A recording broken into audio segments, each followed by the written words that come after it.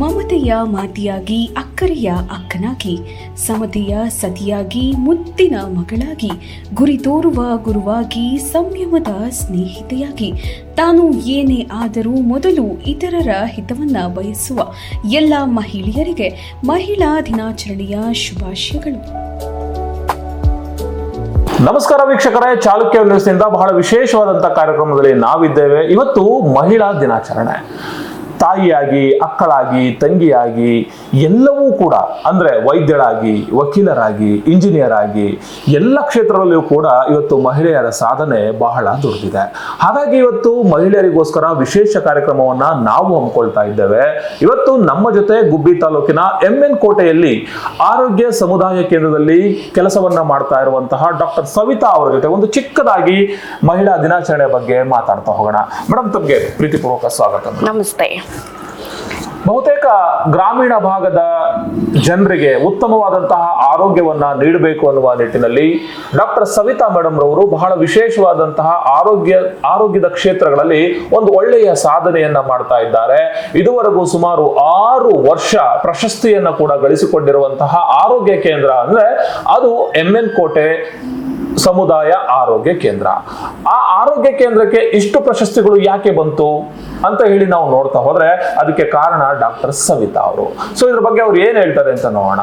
Madam, ಇಷ್ಟೆಲ್ಲ 6 ಬಾರಿ ತಮ್ಮ ಆರೋಗ್ಯ ಕೇಂದ್ರಕ್ಕೆ ಇವತ್ತು ಪ್ರಶಸ್ತಿಗಳು ಬರ್ತಾ ಇದೆ ಅಂತಂದ್ರೆ ಅದಕ್ಕೆ ಕಾರಣ ಏನು? ಕಾರಣ ಅಂದ್ರೆ ನನ್ನ ವೈಯಕ್ತಿಕ ಅಂತಕ್ಕಿಂತ ನನ್ನ ಫ್ಯಾಮಿಲಿ, ಅಂದ್ರೆ ಆರೋಗ್ಯ ಇಲಾಖೆಯಲ್ಲಿ ನನ್ನ ಜೊತೆ ಕೆಲಸ ಮಾಡ್ತಾ ಇದ್ದಾರೆ ಅವ್ರನ್ನೆಲ್ಲ ನನ್ನ ಫ್ಯಾಮಿಲಿ ಅಂತ ಹೇಳಕ್ ಇಷ್ಟಪಡ್ತೇನೆ. ನನ್ನ ಸಹೋದ್ಯೋಗಿಗಳು ಹಾಗೂ ನನ್ನ ಆರೋಗ್ಯ ಇಲಾಖೆಯಲ್ಲಿ ನನ್ನ ವ್ಯಾಪ್ತಿಗೆ ಬರೋ ಎಲ್ಲ ಸಿಬ್ಬಂದಿ ವರ್ಗದವರಿಂದನೇ ಈ ಸಾಧನೆ ಮಾಡಲು ಸಾಧ್ಯವಾಯಿತು. ಒಂದ್ ಕಡೆ ಸವಿತಾ ಅವರು ಕೂಡ ಗ್ರಾಮೀಣ ಭಾಗದವರೇ, ಹಳ್ಳಿಯಲ್ಲಿ ಹುಟ್ಟುವಂತವರು, ಡಾಕ್ಟರ್ ಆಗಿದ್ದಾರೆ. ಏನ್ ಅನ್ನಿಸ್ತಾ ಇದೆ? ಆಕ್ಚುಲಿ ನೋಡಿದ್ರೆ ನನಗೆ ಡಾಕ್ಟರ್ ಆಗಕ್ಕೆ ಇಷ್ಟ ಇರಲಿಲ್ಲ. ನಮ್ಮ ತಂದೆ ಬಲವಂತದ ಮೇಲೆ ಬಂದೆ. ಇಷ್ಟು ಸಾಧನೆ ಮಾಡಕ್ಕೆ ನಮ್ಮ ತಂದೆಯವರು ಹಾಗೂ ನನ್ನ ಯಜಮಾನ್ರೆ ಕಾರಣ. ಬಹುತೇಕ ಡಾಕ್ಟರ್ಸ್ ಅಂತಂದ್ರೆ ನಾನು ನಗರದಲ್ಲಿ ಕೆಲಸ ಮಾಡಬೇಕು, ಅದರಲ್ಲೂ ನಾವು ಮಹಿಳೆಯರು ಹಳ್ಳಿಯಲ್ಲಿ ಹೋಗೋದು ನಮಗೆ ಕಷ್ಟ ಅನ್ನುವ ಸಂದರ್ಭದಲ್ಲಿ ಬಹಳ ವರ್ಷಗಳಿಂದನೂ ಕೂಡ ಗ್ರಾಮೀಣ ಭಾಗದಲ್ಲಿ ಸೇವೆಯನ್ನ ಮಾಡ್ತಾ ಇದ್ದೀರಿ. ಏನ್ ಅನ್ನಿಸ್ತಾ ಇದೆ? ನಮ್ಮ ತಂದೆಯವರು ಆಸೆ ಇತ್ತು, ಮೊದಲು ಗ್ರಾಮೀಣ ಸೇವೆ ಸಲ್ಲಿಸಬೇಕು. ಯಾಕೆಂದರೆ ಆ ಜನರಿಗೆ ತಲುಪ್ತಾ ಇಲ್ಲ ಇದನ್ನು ಸೇವೆಗಳು. ಮೊದಲು ನೀನು ಗ್ರಾಮೀಣದಲ್ಲೇ ಸೇವೆ ಸಲ್ಲಿಸಿದ್ರ ಮೇಲೆ ಆಮೇಲೆ ಮೇನ್ ಪೊಸಿಷನ್ಗೆ ತಗೋಬೇಕು ಅಂತ ಹೇಳಿದ್ರು.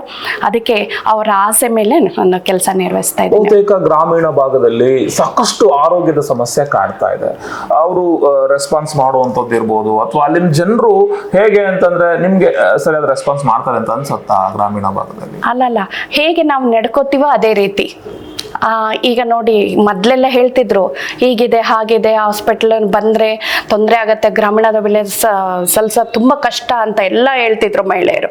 ಬಟ್ ನಾನು ಇಲ್ಲಿವರೆಗೂ ಎಷ್ಟು ವರ್ಷದಿಂದ ಸೇವೆ ಸಲ್ಲಿಸ್ತಾ ಇದ್ದೀನಿ ಆ ಹಾಸ್ಪಿಟ್ಲಲ್ಲಿ, ನನಗೆ ಯಾವುದೇ ರೀತಿ ತೊಂದರೆ ಆಗಿಲ್ಲ. ಜನದಿಂದನೇ ಆಗಲಿ, ಯಾರೇ ಸರ್ಕಾರಿ ನಮ್ಮ ಇಲಾಖೆಯಿಂದನೇ ಆಗಲಿ ನನಗೆ ಯಾವುದೇ ತೊಂದರೆ ಆಗಿಲ್ಲ.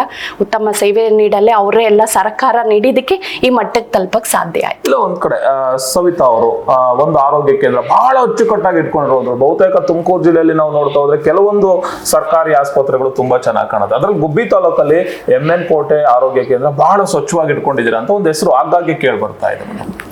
ಅದೆಲ್ಲ ನೀವು ಎಲ್ಲ ನನ್ನ ಸಹಕಾರ, ನಮ್ಮ ಸಿಬ್ಬಂದಿ ವರ್ಗದವರ ಸಹಕಾರ ಹಾಗೂ ಇಲ್ಲಿ ತಲುಪಕ್ಕೆ ಕಾರಣ ಆಯ್ತು. ಇತ್ತೀಚೆಗೆ MBBS ಓದ್ತಾ ಇರುವಂತವ್ರು ಸಾಕಷ್ಟು ಜನ ಆಚೆ ಬರ್ತಿದ್ದಾರೆ. ಆದ್ರೆ ಅವ್ರಿಗೆ ಆ ಕೆಲಸದಲ್ಲಿ ಇರಬೇಕಾದಂತ ಶ್ರದ್ಧೆ ಕಾಣ್ತಾ ಇದೆ ಅಂತ ನಿಮ್ಗೆ ಅನ್ನಿಸ್ತಾ ಇದೆಯಾ? ಒಬ್ರು ವೈದ್ಯರಾಗಿ, ಹಿರಿಯರಾಗಿ ಸ್ವಲ್ಪ ಕಷ್ಟ ಆಗ್ತಿದೆ ಈಗಿನ ಜನರೇಷನ್ ಕಂಪೇರ್ಡ್ ಟು ನಮ್ಮ ಜನರೇಷನ್ಗೆ. ಈಗಿನ ಜನರೇಷನ್ಗೆಲ್ಲ ನೋಡಿದ್ರೆ ಅವರೆಲ್ಲ ಏರ್ ಕಂಡೀಷನ್ ರೂಮಲ್ಲಿ ಇರಬೇಕು, ಒಳ್ಳೆಯ ಹೈಟೆಕ್ ಹಾಸ್ಪಿಟಲಲ್ಲಿ ಇರಬೇಕು ಅಂತ ಹೇಳಿ ಎಷ್ಟೊಂದು ಜನ ಈಗಲೇ ನೋಡ್ಬೋದು ನೀವು. ಗ್ರಾಮೀಣ ಸೇವೆಗೆ ಅಂತ ಹೇಳಿ ನಾವು ಕಾಂಟ್ರಾಕ್ಟಲ್ಲಿ ತಗೋತಾ ಇದ್ದೀವಿ, ಅವರು ಎಲ್ಲ ಬಿಟ್ಟು ಹೋಗ್ತಾ ಇದ್ದಾರೆ. ಆ ಸಂಬಳ ಕರೆಕ್ಟ್ ಇಲ್ಲ, ಚೆನ್ನಾಗಿ ನಮಗೆ ಇದು ಸಾಕಾಗ್ತಾ ಇಲ್ಲ ಅಂತ ಹೇಳಿ. ನಾವೆಲ್ಲ ಸೇರಿದಾಗ ನಾವೆಲ್ಲ 3,000-4,000ಕ್ಕೆ ಸೇರಿದವರು. ಆಗಿನ ಕಾಲದಲ್ಲಿ 2003 ನಾವು ಜಾಯ್ನ್ ಆಗಿದ್ದು. ಅವಾಗ ಸೇರಿದಾಗ ಈಗ ಯಾರು ಬರೋಕ್ಕೆ ಇಚ್ಛೆ ಬರ್ತಾ ಇಲ್ಲ. ಅದೇನಕ್ಕೆ ಈಗಿನ ಜನ್ರೇಷನ್ ನಮ್ಮ ಜನ್ರೇಷನ್ ಅವರೆಲ್ಲ ಆಲ್ಮೋಸ್ಟ್ ಎಲ್ಲರೂ ಒಳ್ಳೆ ಸೇವನೆ ಸಲ್ಲಿಸಿದ್ದಾರೆ, ಕೊಡ್ತಾನೆ ಇದ್ದೀವಿ ಈಗ್ಲೂ ಕೂಡ. ಆದರೆ ಈಗಿನ ಜನ್ರೇಷನ್ ಮಕ್ಕಳು ಎಲ್ಲ ಹೈಟೆಕ್ ಇದನ್ನೇ ಹಾಸ್ಪಿಟ್ಲು ಬೇಕು, ಮಲ್ಟಿ ಸ್ಪೆಷಲಿಸ್ಟ್ ಹಾಸ್ಪಿಟ್ಲು ಬೇಕು, ಏರ್ ಕಂಡೀಷನರ್ ರೂಮಲ್ಲಿ ಇರ್ಬೇಕು ನಾವು ಅಂತ ಹೇಳಿ ಅವ್ರು ಇಚ್ಛೆ ಪಡ್ತಿದ್ದಾರೆ. ಗ್ರಾಮೀಣ ಜನಗೆ ಯಾರು ಈಗ ನಾವೊಂದು ವರ್ಡ್ ಹೇಳ್ತೇವೆ, ಅಸೆಸಬಲ್, ಅಕ್ಸೆಪ್ಟಬಲ್ ಅಂಡ್ ಅವೈಲಬಲ್ ಅಂತ. ಅಂದ್ರೆ ನಾವು ಅಲ್ಲಿ ಆ ಜನರು ಕರ್ಕೊಂಬರಕ್ಕೆ ಗ್ರಾಮೀಣ ಸೇವೆಯಲ್ಲಿ ಏನ್ ತೊಂದರೆ ಆಗ್ತಿದೆ ಅಂದ್ರೆ, ತಾತ ಅಜ್ಜಿದಿರನ್ನ ಕರ್ಕೊಂಬರಕ್ಕೆ ಹಾಸ್ಪಿಟ್ಲ್ ಕಷ್ಟ ಆಗ್ತಿದೆ. ಆ ಸೇವೆ ಇದ್ರೂ ಸಹ ಅವ್ರಿಗೆ ತಲುಪಕ್ಕಾಗ್ತಾ ಇಲ್ಲ, ಮನೆ ಕಡೆ ಹೋಗಕ್ಕಾಗ್ತಾ ಇಲ್ಲ. ಆಮೇಲೆ ಕೆಲಸ ಒತ್ತಡ ಇರ್ಬೋದು ಅವ್ರಿಗೂ, ತೋಟದ ಹತ್ರ ಹೋಗ್ಬೇಕು, ಏನೋ ಎಲ್ಲೋ ಮಕ್ಕಳು ಕರ್ಕೊಂಬರ್ಬೇಕು, ಹಾಗೆ ಅವ್ರ ಬ್ಯುಸಿಯಲ್ಲಿ ಅವ್ರಿಗೆ ನೋಡ್ಕೊಳಕ್ ಕಷ್ಟ ಆಗ್ತಿದೆ. ಅಂಥದ್ರಲ್ಲಿ ಈ ಸೇವೆಯನ್ನು ತಲುಪ್ಸಕ್ಕೆ ಉತ್ತಮ ಸೇವೆ ಸಲ್ಲಿಸಬೇಕು ಅಂತಂದ್ರೆ ಗ್ರಾಮೀಣದಲ್ಲಿ ಕೆಲಸ ಮಾಡಿದ್ರೆ ಮಾತ್ರ ಅದು ತಲುಪಕ್ ಸಾಧ್ಯ. ಒಂದು ಹೆಣ್ಣು ಬಹುತೇಕ ಪೂರ್ವ ಕಾಲದಲ್ಲಿ 4 ಗೋಡೆಯ ಬಂದಿಯಾಗಿರ್ಬೇಕು ಅನ್ನೋ ಒಂದು ಮಾತು ಕೇಳಿ ಬರ್ತಾ ಇತ್ತು. ಆದ್ರೆ ಈಗ ಅದು ಸಾಕಷ್ಟು ಬದಲಾಗ್ತಾ ಇದೆ. ಇದ್ರ ಬಗ್ಗೆ ಏನ್ ಹೇಳ್ತೀರ? ಅಲ್ಲ, ಈಗಿನ ಇದರಲ್ಲಿ ಎಲ್ಲರೂ ಬಂದಿ ಆಗಿರೋದು ತಪ್ಪದು. ಆ್ಯಕ್ಚುಲಿ ಅವ್ರಿಗೆ ಆದ ಸ್ವತಂತ್ರ ಇರಬೇಕು. 1975ರಲ್ಲಿ ಈ ವಿಶ್ವ ಸಂಸ್ಥೆಯವರು ಇದನ್ನು ಮಾಡಿದ್ರು, ಇದನ್ನು ಮಾಡೋಣ, ಮಹಿಳಾ ದಿನಾಚರಣೆ ಆಚರಿಸ್ತಾ ಇದ್ದಾರೆ. ಅವಾಗಿನ ಕಾಲದಲ್ಲಿ 15,000 ಜನ ಹೋರಾಟ ನಡೆಸಿದ್ರು. ಆ 15,000 ಜನನ ಕೂಡ್ಸೋದಿದೆಯಲ್ಲ, ಅಷ್ಟು ಕಷ್ಟ ಇತ್ತು. ಸೇರ್ಕೊಂಡು ಒಟ್ಟುಗೂಡಿ ವೋಟಿಂಗಿಂದ ಹಿಡಿದು ನಮ್ಮ ಈಕ್ವಾಲಿಟಿ ಇದ್ರ ಸಂಬಳಗೆ ಇದಕ್ಕೆ ಎಲ್ಲ ಹೋರಾಡಿದ್ರು. ಹಾಗೇನೆ ಇದು ತುಂಬ ಕಷ್ಟ ಇದೆ, ಒಟ್ಟಿಗೂಡಿ ಕೆಲಸ ಮಾಡೋದು. ನಮ್ಮ ಅಲ್ಲಿಂದ ಹೋರಾಟ ಮಾಡ್ಕೊಂಡು ಇಲ್ಲಿವರೆಗೂ ಬಂದಿದ್ದೀವಿ. ಈಗ ನಮ್ಮದೇ ಆದ ಒಂದು ಸ್ಥಾನಮಾನ ಕೊಟ್ಟಿದೆ. ಅದನ್ನೇ ಈಗ ಮುಂದುವರಿಸ್ಕೊಂಡು ಹೋಗ್ಬೇಕು. ಮುಂದಿನ ಜನ್ರೇಷನ್ ಅವರು, ಇದೇ ಪೀಳಿಗೆಯವರು ನಡೆಸ್ಕೊಂಡು ಹೋಗ್ಬೇಕು. ಇದನ್ನ ಇದೇ ರೀತಿ ಇರಬೇಕು ಅಂತ ನಾನು ಇಚ್ಛೆ ಪಡ್ತೇನೆ. ಶಿಕ್ಷಣಕ್ಕೆ ಸರ್ಕಾರಗಳು ಸಾಕಷ್ಟು ಹೆಚ್ಚು ಯುವತಿಯರಿಗೆ, ಮಹಿಳೆಯರಿಗೆ ಹೆಚ್ಚಿನ ರೀತಿಯಲ್ಲಿ ಅವಕಾಶವನ್ನು ನೀಡ್ತಾ ಇದೆ. ಇದ್ರ ಬಗ್ಗೆ ಏನ್ ಅನ್ಸುತ್ತೆ ಮೇಡಮ್? ಈಗ ನಮ್ಮ ಇಲಾಖೆಯಿಂದನೂ ಸಹ ಇದ್ರದ್ದು RKSK ಅಂತ ಹೇಳಿ ಆರ್ಶ್ ಪ್ರೋಗ್ರಾಮು, ಸುಚಿ ಪ್ಯಾಡ್ ಬಗ್ಗೆ ಇದೆಲ್ಲ ಅವೇರ್ನೆಸ್ ಕೊಡ್ತಾ ಇದ್ದೀವಿ. ಇದು ಅಡಲಸೆಂಟ್ ಏಜ್ ಗ್ರೂಪಲ್ಲಿ ಮುಂದೆ ನಾವಿದ್ದ ಟೈಮಲ್ಲಿ ಇದೆಲ್ಲ ಇರಲಿಲ್ಲ.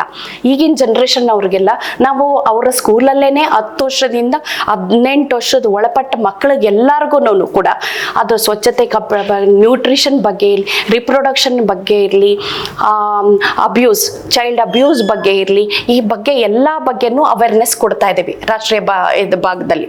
ಎಲ್ಲ ಸ್ಕೂಲ್ಗಳಲ್ಲೂ, ಪ್ರೈಮರಿ ಸ್ಕೂಲಿಂದ ಹಿಡಿದು ಹಿರಿಯ ಪ್ರೌಢಶಾಲೆ ಸ್ಕೂಲ್ವರೆಗೂ ಎಲ್ಲ ಮಹಿಳೆ ಮಕ್ಕಳಿಗೆ ಅವ್ರಿಗೆ ಒಂದು ಕ್ಲಾಸ್ ತಗೊಂಡು ಹೇಗೆ ಸ್ವಚ್ಛತೆ ಕಾಪಾಡಬೇಕು, ಕೈಯಿಂದ ಹಿಡಿದು ಶುಚಿ ಪ್ಯಾಡ್ ಹೇಗೆ ಯೂಸ್ ಮಾಡಬೇಕು, ಅದೆಲ್ಲಾನು ಈಗ ಗ್ರಾಮೀಣ ಸೇವೆಯಲ್ಲಿ ನಾವು ಕೊಡ್ತಾ ಇದ್ದೇವೆ. ಬಹುತೇಕ ಈಗ PUC ಓದ್ತಾ ಇದ್ದಾರೆ, ಎಕ್ಸಾಮ್ ನಡೀತಾ ಇದೆ. ಸೊ ಅವರೆಲ್ಲರೂ ಕೂಡ MBBS ಜಾಯಿನ್ ಆಗಬೇಕು ಅಂತೇಳಿ ನೀಟ್ ಅಂತ ಬಹುತೇಕ ಎಕ್ಸಾಮ್ಗಳನ್ನ ತಗೊಂಡಿದ್ದಾರೆ. ಸೊ ಈ ವಿದ್ಯಾರ್ಥಿಗಳಿಗೆ ಏನ್ ಹೇಳ್ತೀರಾ? ಒಬ್ರು ವೈದ್ಯರಾಗಿ ಮುಂದಿನ ದಿನಗಳಲ್ಲಿ ಬರ್ತಾ ಇರುವಂತಹ ವೈದ್ಯರಿಗೆ ನಾನು ಏನು ಹೇಳಕ್ಕೆ ಇಷ್ಟಪಡ್ತೇನೆ ಅಂದರೆ, ನಿಮ್ಮ ತಂದೆ ತಾಯಿ, ನಿಮ್ಮ ಅಜ್ಜ ಅಜ್ಜಿ ನಿಮ್ಮ ಮೇಲೆ ತುಂಬ ಆಶೆ ಇಟ್ಕೊಂಡಿದ್ದಾರೆ. ಚೆನ್ನಾಗಿ ಓದಿ ಒಳ್ಳೆ ಉದ್ಯೋಗನ ಪಡೆದು ಅವ್ರಿಗೆ ಒಳ್ಳೆ ಹೆಸರು ತರಬೇಕಾಗಿ ನಾನು ಈ ಮುಖಾಂತರ ಕೇಳಲು ಇಚ್ಛೆ ಪಡ್ತೇನೆ.